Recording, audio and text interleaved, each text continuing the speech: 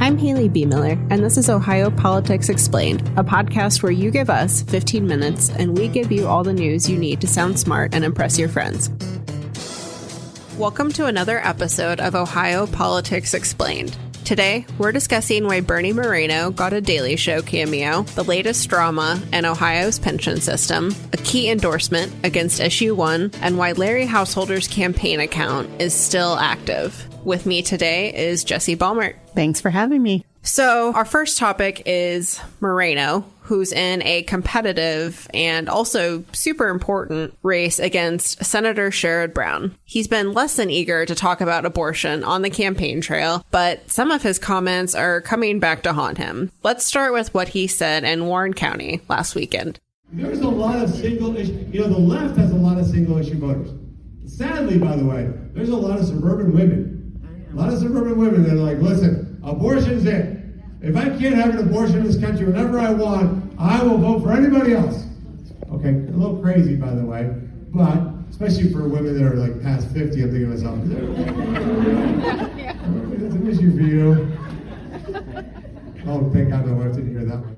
This has not gone over well. No, I don't think this was well received. And it's interesting because it comes at a time where Republicans nationwide are really distancing themselves from the abortion issue. And in particularly in Ohio, just last year, Ohioans voted about 57% of the vote to enshrine reproductive rights and abortion access into the state constitution. And this wasn't a vote of just Democrats. This was a vote of, Republicans as well. And so it's hard to see how this is a winning issue in what's already a really tight, competitive Ohio Senate race. So it just seemed like kind of an unforced error, something that, perhaps he didn't think would make it statewide. I don't know. Yeah, and it was interesting to me because, as you said, Republicans are trying not to talk about this. And when reporters ask Moreno questions about abortion, we kind of get attacked for it. He says, why are you so focused on this one single issue? And I was not at the event, so I'm not sure what prompted him to bring this up. But it certainly, seems like it at least wasn't a reporter question. Yeah, and you're seeing this really take off nationally. You have Nikki Haley, a former presidential candidate, weighing in on it, saying, are you trying to lose this race? Asking for a friend. As you mentioned, The Daily Show picked up on it. And there's a real sense that people can have an interest in this topic, even if they're not women or of childbearing years. For example, certainly more people voted on issue 1 last year than those who fit into that category. So will this be the number one issue that Ohioans are voting on? Perhaps not, but it's certainly risen in importance and prominence in the state in recent years, and certainly something that Democrats are hoping to capitalize on these comments. Right. And after that blew up, we uncovered some comments of his on abortion from 2023, several months before Ohioans voted to put abortion rights in the Constitution. But still pretty interesting. He said the founding fathers were so Christian that they would, quote, murder you for backing abortion rights. And he was talking a lot about personal responsibility, saying that's important. And he said that people don't get pregnant in the checkout line at Kroger, which fact check, probably true, but, still frustrated a lot of people, I think, who felt that his comments were dismissive. And he also said that abortion is not healthcare, which abortion rights advocates very much disagree with. Yeah, and it's just interesting because there's such a nuanced and often personal conversation to be had about abortion. And so the comments just come off as kind of flippant or trite per se, especially since we've had just such a lengthy debate about this topic over the past year. Certainly, these were comments that were made in the heat of the campaign. And at that time, it wasn't clear that this measure was going to pass, even though polling generally suggested that it would. So I understand people campaigning for their side of an issue, but maybe things he would want to have back at this point of the year. Yeah. Let's move on to Ohio's teachers' pension system, which is a never-ending source of drama. The state teachers retirement system has learned that its interim director and chief investment officer plan to leave in the coming months. This is after the board approved a $1.65 million exit package for the executive director, and they deadlocked on a no confidence vote in the leadership team. What a mess they have seemed to have made over there.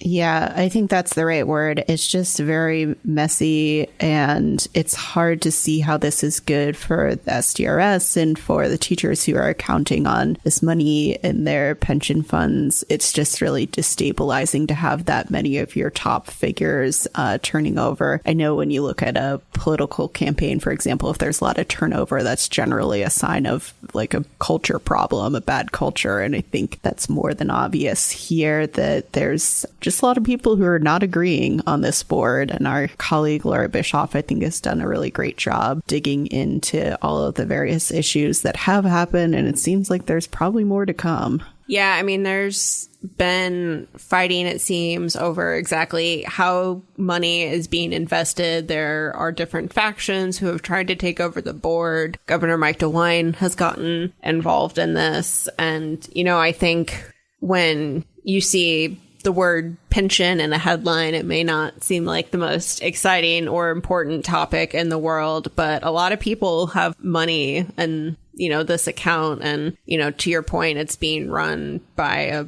very dysfunctional group of people, it seems. Yeah, and even just the reporting on Bill Neville, who was the former executive director, he was on paid leave for 10 months. And so that was a hefty amount of cash. And now this exit agreement is $1.65 million. As you said, there was some allegations of like harassment or a bad work environment. But then there was an outside investigation that found that those were unfounded or not substantiated allegations. And so it's just been going on for months. And it's, you know, they're now going to have to replace a lot of key players in this system.